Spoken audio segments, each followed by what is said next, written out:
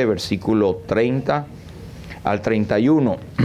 Y puede leerlo de la pantalla o de su Biblia. Dice así la palabra de Dios y leemos todos.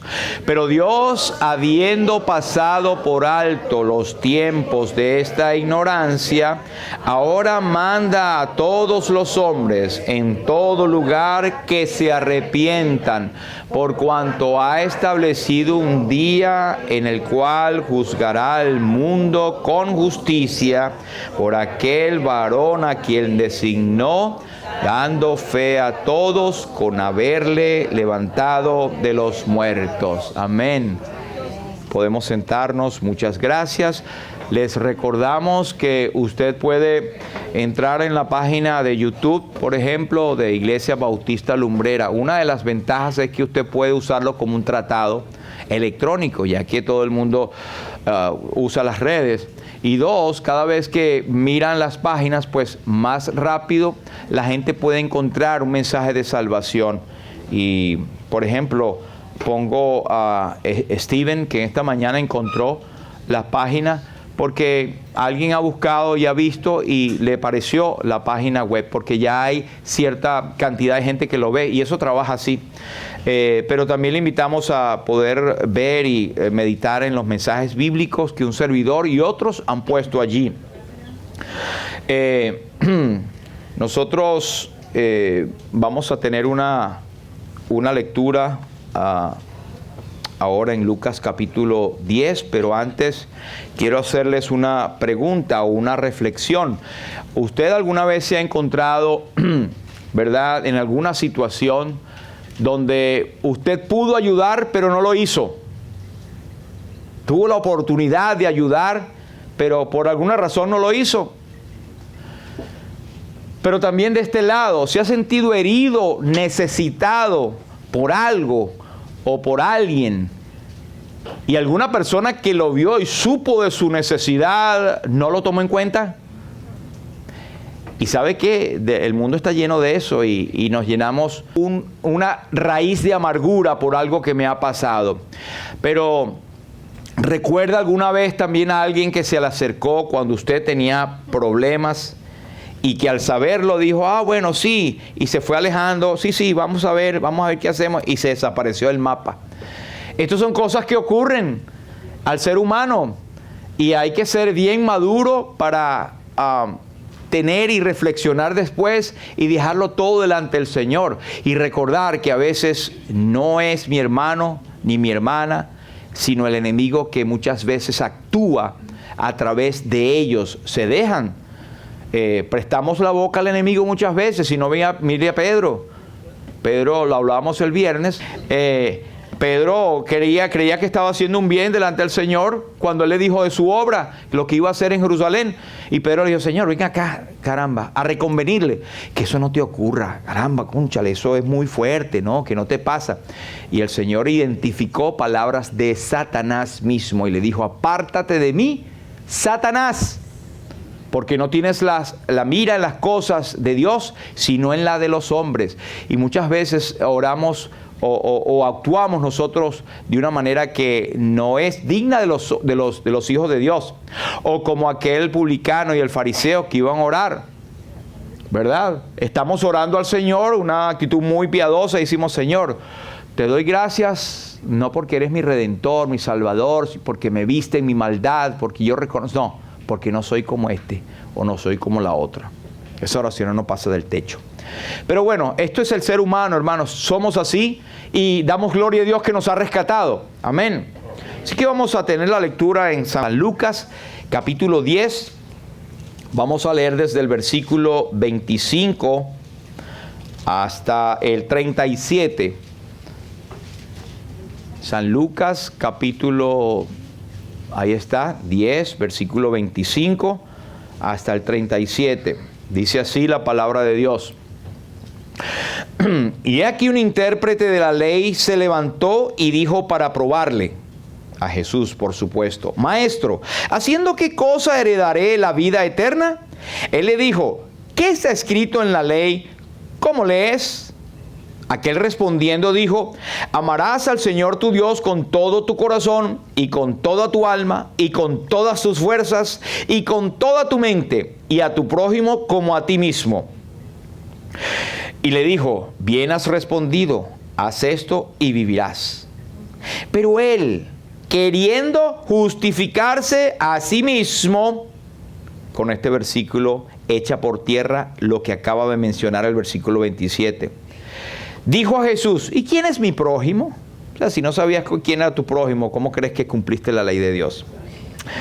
Versículo 30, respondiendo Jesús dijo: un hombre descendía de Jerusalén a Jericó y cayó en manos de ladrones, los cuales le despojaron e hiriéndole se fueron, dejándole medio muerto. Aconteció que descendió un sacerdote por aquel camino y viéndole pasó de largo. Asimismo un levita, llegando cerca de aquel lugar y viéndole pasó de largo. Pero un samaritano que iba de camino vino cerca de él y viéndole fue movido a misericordia. Y acercándose, vendó sus heridas, echándoles aceite y vino, y poniéndole en su cabalgadura, lo llevó al mesón y cuidó de él. Otro día al partir sacó 2 denarios y los dio al mesonero y le dijo: cuídamele, y todo lo que gastes de más yo te lo pagaré cuando regrese. ¿Quién pues de estos 3 te parece que fue el prójimo del que cayó en manos de los ladrones? Él dijo: el que usó de misericordia. Notemos que no dijo el samaritano, porque su corazón no era recto. Él dijo: el que usó de misericordia. No quiero saber ni cómo se llama, ni quiero mencionar su nombre. Entonces Jesús le dijo: ve y haz tú lo mismo. Señor, bendiga su palabra. El sábado 4 de marzo de 1933, muchos de nosotros ni existíamos, ¿verdad? El presidente Franklin Delano Roosevelt, cuando estaba tomando posesión de la presidencia de los Estados Unidos, en su discurso inaugural, él dijo, entre otras cosas: yo querría dedicar la nación a la política del buen samaritano. Wow. Eran hombres que estudiaban la Biblia y él estaba tan impresionado con la enseñanza detrás del buen samaritano que él hubiese querido o desearía inculcar esa política, esa nación, la nación de los Estados Unidos, al buen samaritano.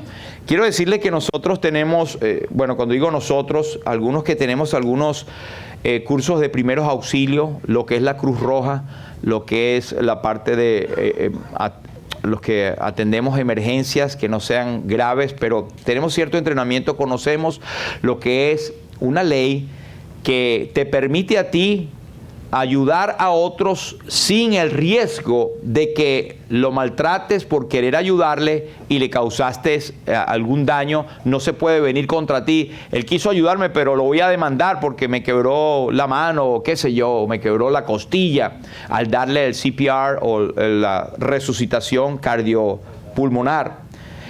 Esa ley se llama la ley del buen samaritano. ¿Sabía? Estamos cubiertos por esa ley. Todo el que tenga conocimiento, claro, usted por lo menos sepa cómo dar respiración, ¿verdad?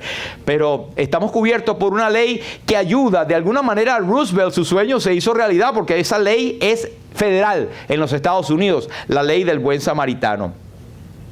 Pero versículo 25 al 29, este es el caso. El Señor está respondiendo a uno de estos intérpretes de la ley que tenía una intención no sana. Él no quería realmente saber. Dice la Biblia, él le preguntó para probarle. Es decir, estaba tratando de sacarle al Señor alguna cosita donde se resbalara para poder acusarle. Pero en esta parábola el Señor Jesús demostró primero su santidad, su sabiduría y su deidad. Porque como dice San Juan capítulo 2, versículos 20 y pico al final, él dice: Él sabía lo que hay en el hombre. El Señor conocía el corazón de aquel tipo, de aquella persona. Perfectamente sabía qué es lo que había detrás de él y que él se quería autojustificar. ¿Y cuántos no hay, hermanos, por no decir somos, que nos queremos justificar nosotros mismos? Que decimos, no, eso a mí, no, yo en realidad no. Algunos, cuando usted le predica el evangelio, dicen, pero yo no soy malo, yo no soy de esos. Yo llego temprano a la casa, yo soy un buen padre, un buen esposo, siempre estoy con mi familia, cuidando, levanté a mis hijos, cuido a mi mujer, etc. Yo ni siquiera bailo pegado. Entonces son justificaciones que empieza el hombre, pero es el pecado que mora. Es la autojustificación, el pensar que somos perfectos. Y de paso, te dan preguntas a ti. Bueno, pero yo creo que en la Biblia hay errores. Eso es para probar, para ver, para justificarse, que ellos sí son perfectos. ¿Qué vas a saber tú si hay errores? Eres sabio en la Biblia, eres un erudito en las lenguas originales de la Biblia, por ejemplo. Pero cuidado, hermanos, con la autojustificación. Tenemos ese germen del pecado, aún como creyentes, que no les podemos decir nada o no nos pueden decir nada porque salimos con otra cosa.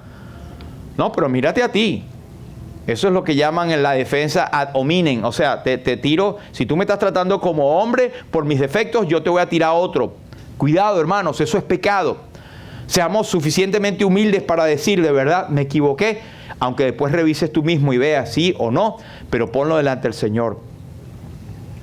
Él dice, Señor, ¿qué haré para tener la vida eterna? Quería tener la vida eterna, pero en una pregunta retórica. Él creía que ya la tenía. El Señor le dijo, lo mandó a las Escrituras. Ustedes recuerdan cuando el rico y Lázaro, ¿verdad? Que aquel rico estando en tormentos dijo, Señor, te pido que envíes a Lázaro para que muje la punta de su dedo en agua y refresque mi lengua porque estoy atormentado en esta llama.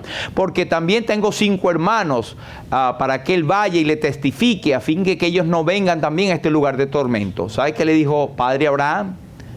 A Moisés y a los profetas tienen, óiganle, porque no creerán aunque alguno se levantase de los muertos. Hermanos, hoy en día nosotros no tenemos que predicar el evangelio adornándole, ni poniendo alguna otra cosa como que si necesitara la Biblia, el mensaje de salvación, una ayudita nuestra. El mensaje es claro. En su raíz es que Cristo murió por nuestros pecados, que fue sepultado y que resucitó al tercer día conforme a las Escrituras. Si tú no quieres creer esto, pues estás condenado. Si lo crees, eres salvo. No, pero háblame otra cosa, háblame de la sabiduría de la religión, háblame de los que somos buenos, lo que sea. No hay bueno ni aun uno. Y si no crees en el evangelio, estás condenado. Ahora, hay algunos que creen que tienen la vida eterna ya. En una expresión un poco tosca, pero hay gente que cree que tiene agarrado, como dicen vulgarmente, a Dios por la barba. Porque yo soy hijo de fulanito, porque tengo familia, porque creí, me levanté. Creen que tienen privilegios, como hablamos del siervo del profeta Eliseo, recuerden, Giesi. Él estaba con el profeta y tenía una posición tremenda y se hizo abusador de ese privilegio. Y así nosotros aprendimos que muchas veces nosotros creemos que tenemos privilegios, que por eso podemos estar por encima de los demás y podemos abusar del evangelio creyendo que tenemos un privilegio mayor que otros. Bueno, el Señor lo manda a las Escrituras y él, muy claro, era escriba, era un intérprete de la ley, sabía de memoria los versículos, por ejemplo, Deuteronomio capítulo 6, versículo 2 al 4, donde es el Shema Israel, oye Israel, Jehová tu Dios, uno solo es, y después habla, ese versículo lo saben de memoria todos los judíos ortodoxos, amarás al Señor tu Dios con todo tu corazón y con toda tu alma y con todas tus fuerzas y con toda tu mente y a tu prójimo como a ti mismo. El Señor le dijo, bueno, bien has respondido, haz esto y vivirás. Ahora usted dirá, caramba, Cristo está diciendo cumplir la ley y cumplir esto va a tener la vida eterna. Pues déjeme decirle que sí. Lo que pasa es que cuando la ley fue dada por Moisés, ya el mundo estaba en pecado. La ley no fue dada para salvación, sino para conocimiento del pecado, número 1. Y por las obras de la ley, ningún ser humano será justificado. ¿Pero por qué Jesús le dijo esto? Porque si hay alguien en la tierra que pueda cumplir perfectamente amar al Señor su Dios con todo el corazón, con toda su alma, con toda su mente, sus fuerzas, y al prójimo como a sí mismo, quiere decir que ama a Dios de una manera que sabe quién es Dios, le conoce, y que toda su vida es un perfecto testimonio de esa creencia. ¿Y existe alguien así? No. Entonces nadie puede ser salvo guardando la ley, porque no existe nadie que pueda cumplir la ley, porque todos pecamos y estamos destituidos de la gloria de Dios. Entonces la respuesta del Señor fue sabia. Sí, haz eso y vivirás. Entre paréntesis, pero tú no llegas ni por los pies, porque nadie puede ser salvado a eso. Es salvo aquel que por la ley se da cuenta que es pecador. La Biblia nos menciona que somos pecadores, pero cuando nos reconocemos pecadores, la gracia viene a actuar. Por eso cantamos: profundo es el amor de Cristo, tu gracia me satisface, porque la gracia es que Dios no nos da lo que merecemos, pero nos premia con algo que no merecemos tampoco. En la gracia es reconocer que somos pecadores. Cuando estamos rendidos es cuando Dios puede actuar y decir: Señor, soy un miserable pecador, estoy condenado y quiero ser salvo, ayúdame, no hay fuerza en mí. Ahí es cuando Él, mi Salvador, en su bondad al mundo malo descendió, y de hondo abismo de maldad Él mi alma levantó, como dice el himno.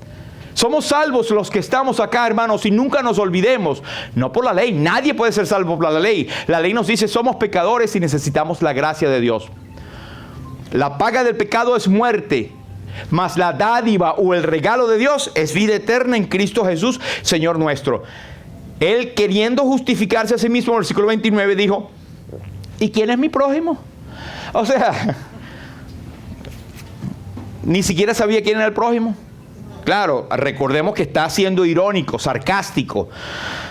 El Señor le dijo, no le dijo: tu prójimo es aquel que necesita. No, ven acá, te voy a echar un cuentico.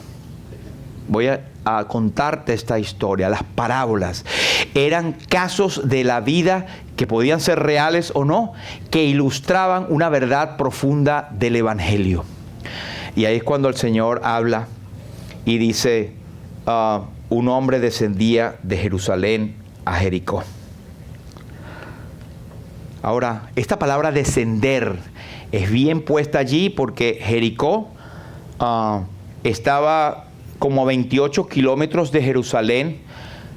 Nosotros tuvimos la oportunidad de estar ahí, fuimos en autobús con aire acondicionado, ¿verdad? Pero era como, qué sé yo, media hora de recorrido. Jericó todavía existe y es la ciudad más antigua del mundo. Estos hombres descendieron porque Jericó está, creo que a 500 metros bajo el nivel del mar. O sea, es una ciudad profunda, y es realmente la descripción de Jerusalén a Jericó estaba descendiendo. Y esto nos habla de algunas cosas. Primero, Jericó había sido maldita. Recuerden, maldito aquel que se levantare a edificar Jericó en los días de Josué, ¿se acuerdan? Bueno, la edificaron y está, en otras palabras, tiene un veto, tiene un título de maldita. O sea, que el hombre está descendiendo de Jerusalén, que es la ciudad donde se adoraba a Dios, que es la parte espiritual, descendiendo hacia lo más profundo de la maldición. Y esto es un cuadro de nosotros mismos, un cuadro del hombre. Y lo sorprendente es que hasta los religiosos van para allá también, para abajo. Pero este camino de Jerusalén a Jericó era intrincado, era entre montañas, partes rocosas. Era un camino que estaba infestado de ladrones y de gente que estaba en cada codito por allí para, digamos, asaltar a las personas. Así que la gente casi siempre iba o acompañado o usaba ciertos momentos del día que eran mejor. Pero aquel camino era llamado el camino de la Vía Roja, por lo peligroso que era. Y esto nos habla de Proverbios, cuando dice: la senda del justo es hacia arriba, para evitar la senda de la muerte abajo. Hay caminos que al hombre le parecen correctos, pero su fin es camino de muerte. Así que en estas tres cosas o en esta parábola encontramos al Señor magistralmente como Dios. Al responder eso, Él estaba: ¿por qué tomó un samaritano? Él tomó un samaritano como ejemplo, hermanos, porque, y habló de sacerdotes y levitas, porque era el contexto de lo que ellos sabían. Y esto es una clave para nosotros, cuando nosotros prediquemos.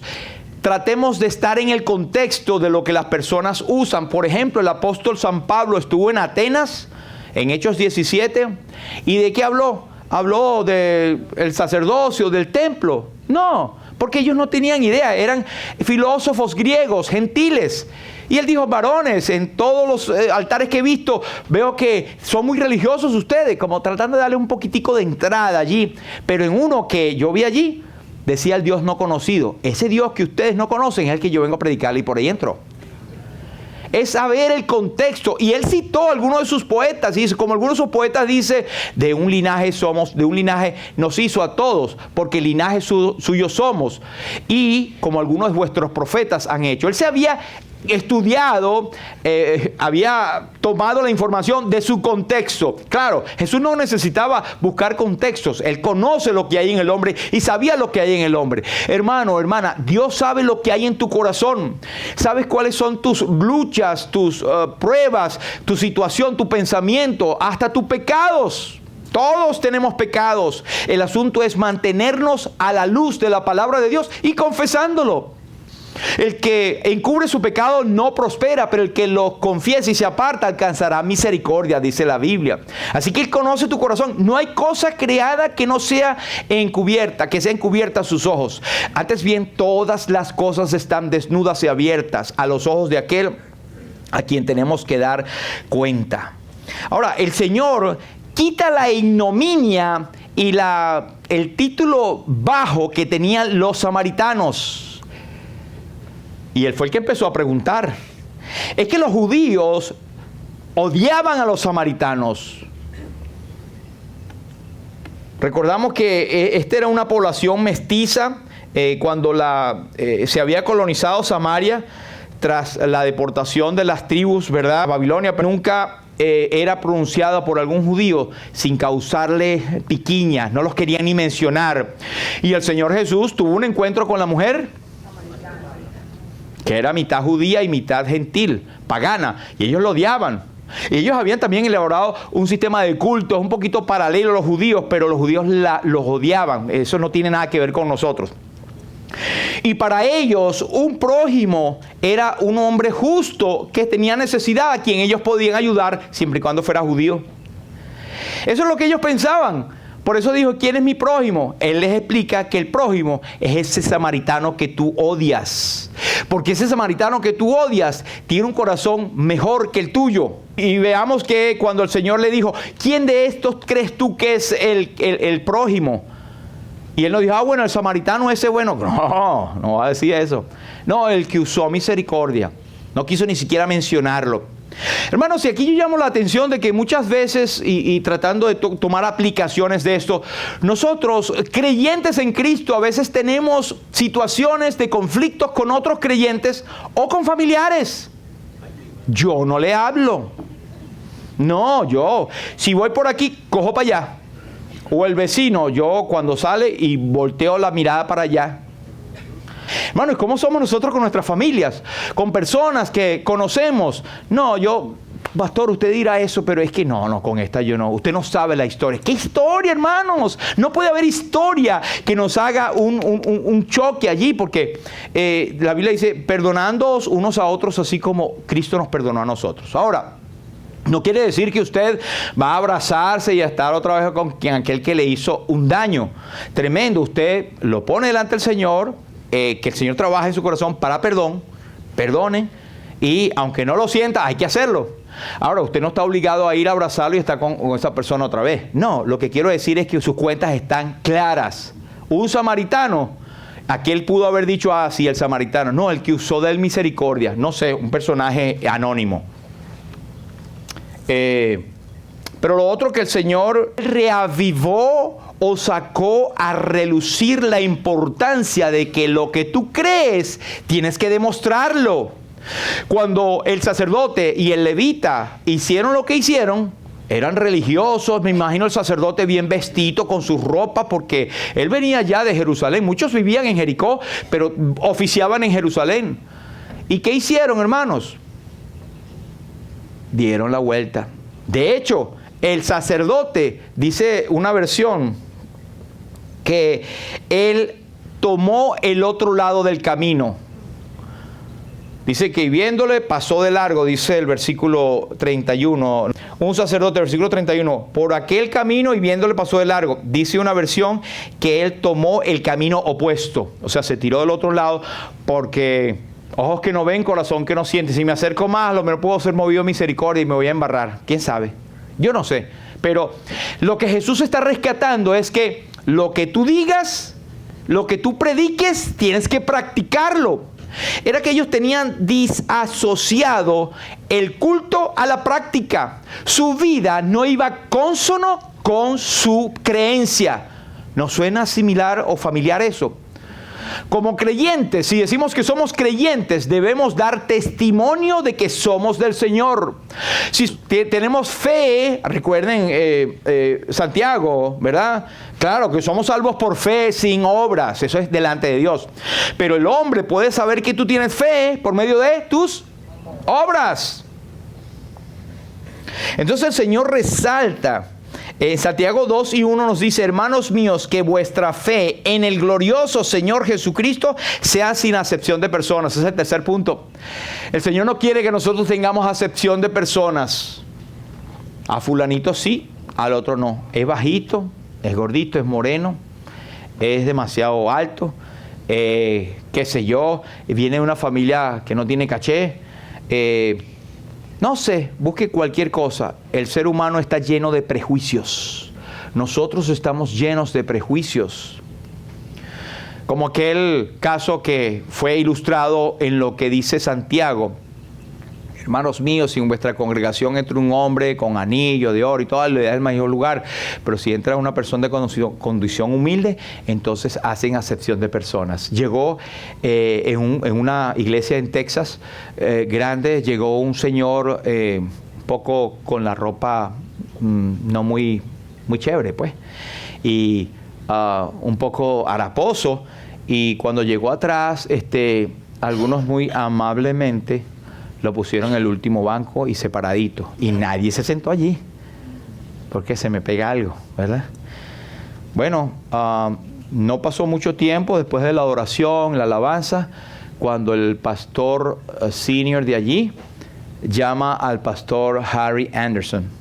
Y la gente, ¿dónde está el pastor? Se para aquel viejito feíto. Y chibuito y con... Bueno, no era tan viejito. Era joven como yo.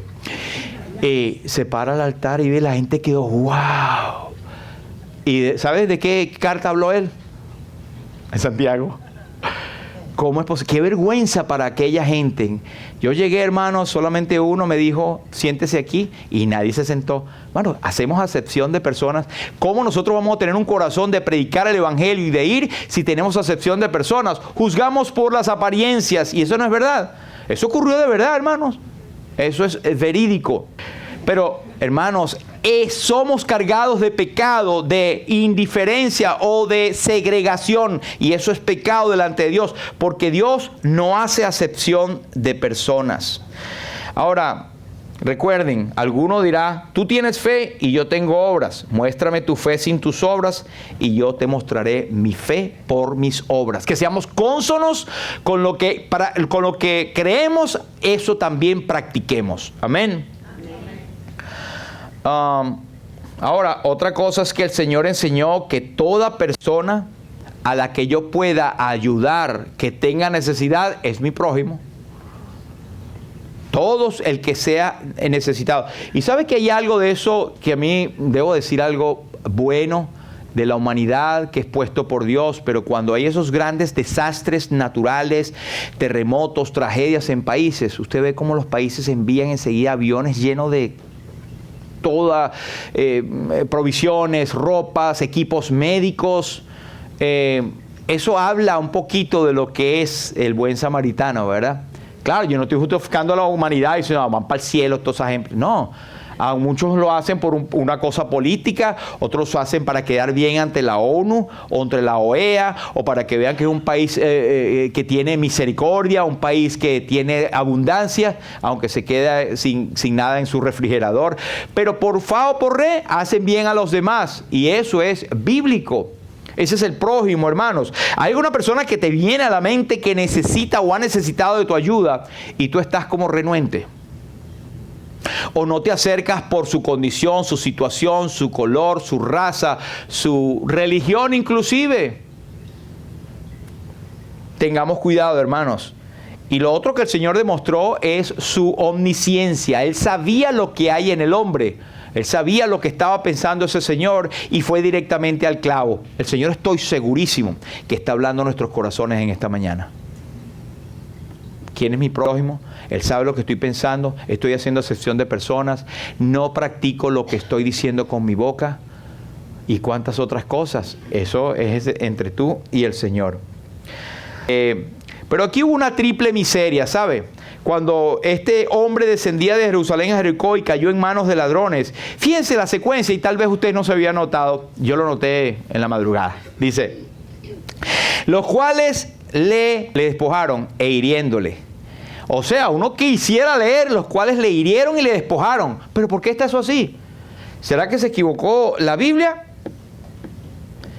La razón, hermanos, es que los ladrones no querían dañar lo que se iban a llevar, la ropita y todo lo demás. Por eso primero lo desnudaron, lo despojaron, y a lo mejor él obtuvo resistencia o no, pero le cayeron a piñazos y lo dejaron medio muerto, lo dejaron herido. Así que hay una razón. Por eso decía que este camino es tan peligroso que llegó a ser conocido como la Vía Roja.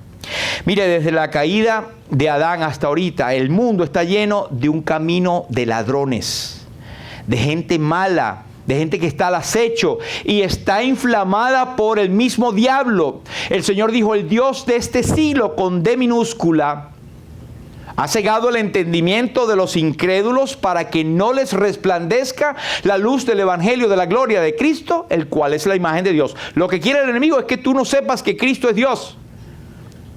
Y también que estés sujeto siempre ocupado, estés ocupado y no tengas tiempo para las cosas de Dios. Si no, les voy a dar para muestra un botón.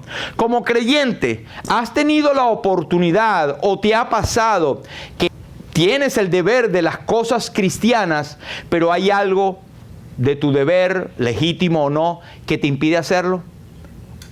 Por ejemplo, pudiésemos decir que no leo la Biblia porque no me da tiempo. O no voy al culto porque tengo cosas que hacer. Claro, a veces tenemos que trabajar.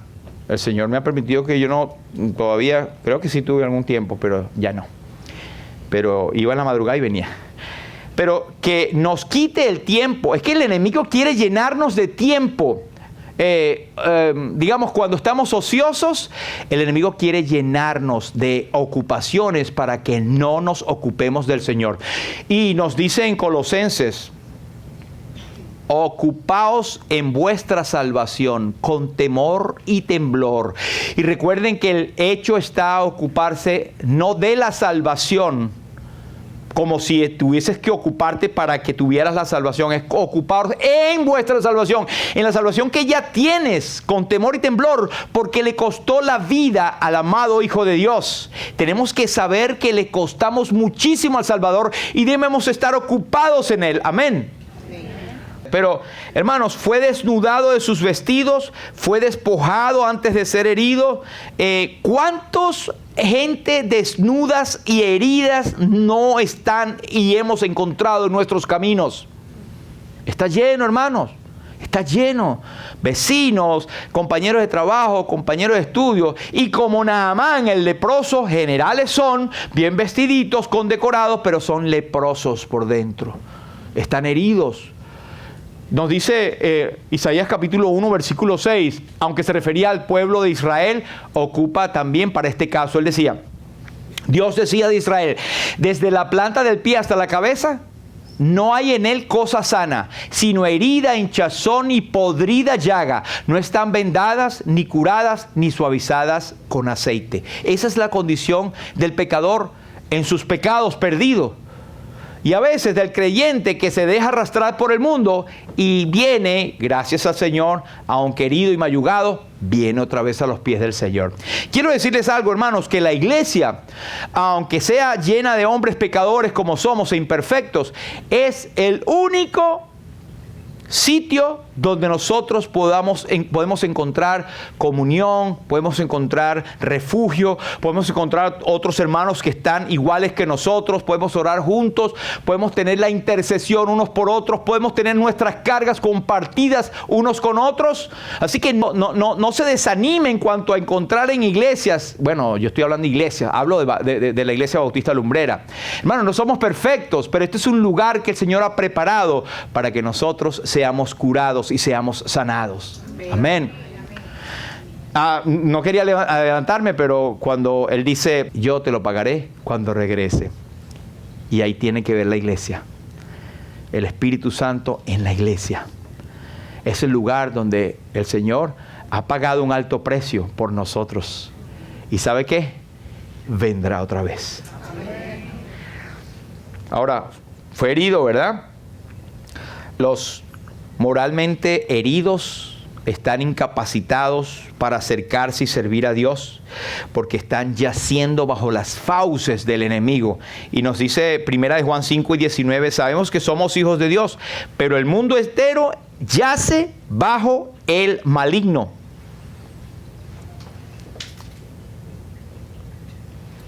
Ahora, versículo 30 también dice que le dejó medio muerto. Y sabe, esa condición medio muerto es, mire, un vaso medio lleno también puede decir que es un vaso medio vacío, ¿verdad? Así que no es ni frío ni caliente.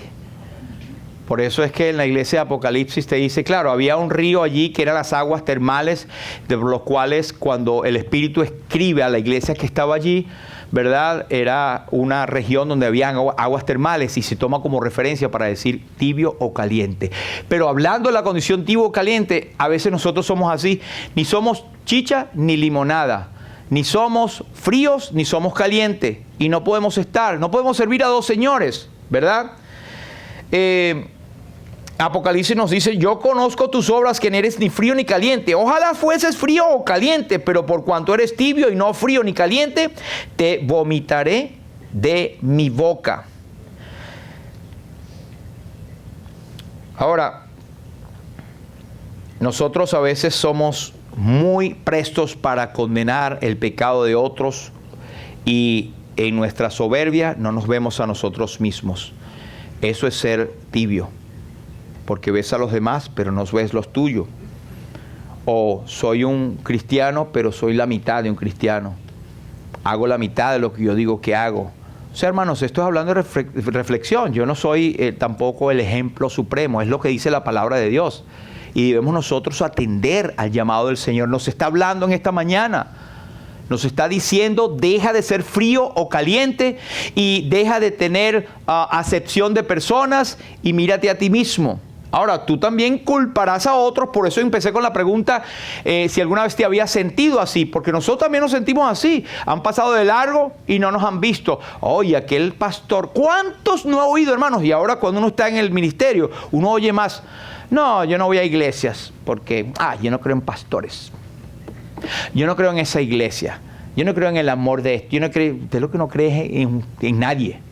Usted lo que tiene es una excusa tremenda para no enfrentarse a Dios. Como aquellos que dicen que son ateos. No es que son ateos. Cuando están cerca de la muerte, ¿sabe qué dicen? ¡Ay, Dios mío! ¡Ay, sí eres, ¿verdad? Son personas que no quieren enfrentarse a Dios. No quieren dar cuenta a Dios. No quieren dar cuenta a Dios de nada. Quieren vivir su vida como les da la gana. Si siguen así, pues el fin de ellos será la condenación eterna. Y muy tarde se darán cuenta el error en que estaban. La actitud fue triple. Ya hablamos del sacerdote. Fue una perfecta indiferencia, ¿verdad? De lo que estaba allí, gentes de ministerio. También El levita, que era un tipo que estaba estudiando las cosas del culto para ser hasta, como decíamos, como aprendices de sacerdotes, pero servían en el templo y estaban pendientes de las mínimas cosas, de los oficios. Y sin embargo, él no estuvo pendiente de ver lo mínimo que podía ayudar a aquel hombre también. Pero también las actitudes que tuvieron fueron diferentes. Ellos no tuvieron una compasión práctica. Ellos no aplicaron lo que habían aprendido. Pero ¿qué acerca del buen samaritano? Ya estoy terminando.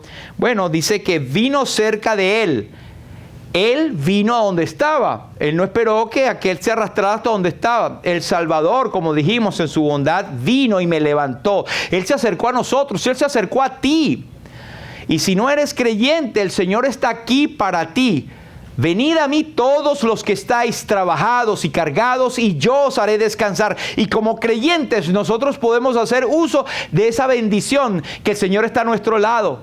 El apóstol Juan dice, porque no está lejos de cada uno de nosotros. No, eso fue Pablo. Así que el Señor viene, Cristo viene justo a donde estamos, en nuestra condición de desnudez. Mas Él muestra su amor para con nosotros en que siendo aún pecadores, Cristo murió por nosotros. 2, Él fue movido a misericordia, tuvo compasión. Pero es que Dios es un Dios de gracia, pero es un Dios de justicia, que antes de agarrarnos en su gracia y sanarnos, Él tenía que arreglar el problema del pecado. Claro, esto no fue que le agarró así de improviso, ¿verdad? Que no sabía. Él pagó el precio de nuestra redención. Cristo pagó, no a Satanás, pagó al Padre el precio de nuestra redención y nos embistió, nos cubrió con su justicia y con su gracia. Ahora podemos acercarnos a Él confiadamente al trono de la gracia para alcanzar misericordia y hallar gracia para el oportuno socorro. 3, Él vendó sus heridas echándoles aceite y vino. Aunque estemos heridos y con llagas, ¿verdad? Esto lo hace mediante el aceite, ¿verdad?, del Espíritu Santo y el vino de su palabra, el gozo de la salvación. Así que aquí hay figuras bellísimas y no me da el tiempo de hacerlo, pero dice que lo puso en su cabalgadura, no sé si era un burro o un caballo o lo que sea, pero lo puso en su cabalgadura, pero él le vendó sus heridas, ¿sabe? ¿De dónde le sacó las vendas? ¿De dónde sacó el aceite y el vino? Cuando ellos tenían largos viajes, ellos llevaban eso como primeros auxilios. El aceite, el vino es para desinfectar por el proceso de fermentación que tenía el vino. Y el aceite era para suavizar las heridas. ¿Y las vendas de dónde las sacó? De su propia ropa. O de las mudas de ropa que tenía. Él usó de lo mismo, de lo suyo, para darle a aquel pobre hombre. Y nosotros debemos estar agradecidos eternamente por el Señor, el cual se hizo pobre por nosotros para que nosotros con su pobreza fuésemos enriquecidos. ¿Qué no nos ha dado el Señor? ¿Y qué tenemos que no hayamos recibido del Señor? A veces somos tan mal agradecidos, hermanos, y podemos respirar, podemos movernos, podemos vivir porque el Señor nos sostiene diariamente. Amén. Así que ya resumiendo, número 1, el pecado nos ha desnudado y nos ha despojado. Cuidado, como creyentes, si nos descuidamos, nos puede despojar también. Nos despoja no de la vida eterna, pero nos despoja de la bendición, del gozo, de la comunión, del privilegio, del ministerio, del poder de predicar el evangelio. Eso puede hacer el enemigo con un creyente. Cuidado. 2, somos incapaces de levantarnos por nosotros mismos. Éramos incapaces de hacerlo para salvación. Y ya que somos salvos, somos incapaces de hacerlo por nosotros. No te preocupes, yo sé cómo salir de eso. ¿Qué vas a saber tú? No sabes, ni puedes. Todo es por medio del poder del Señor Jesucristo, al cual debemos nosotros humillarnos. Dice la palabra de Dios, humillaos pues bajo la poderosa mano de Dios, para que Él los exalte cuando fuere tiempo. 3, la religión y los hombres no salvan. Ay, voy para la iglesia para salvarme. No, la iglesia no salva. Hay mensajes que a través de hombres y mujeres, el testimonio de la iglesia puede ayudar a que otros busquen la salvación en Cristo. Nosotros solamente señalamos el camino, pero no salvamos. Y estamos llenos de debilidades y muchas veces de mal testimonio que hace que las personas sean renuentes a venir a una iglesia. Y por último, mi prójimo, ¿quién será siempre? El que necesita mi ayuda. El Señor dice, Si has aprendido algo hoy conmigo, ve y haz tú lo mismo. Padre, queremos dar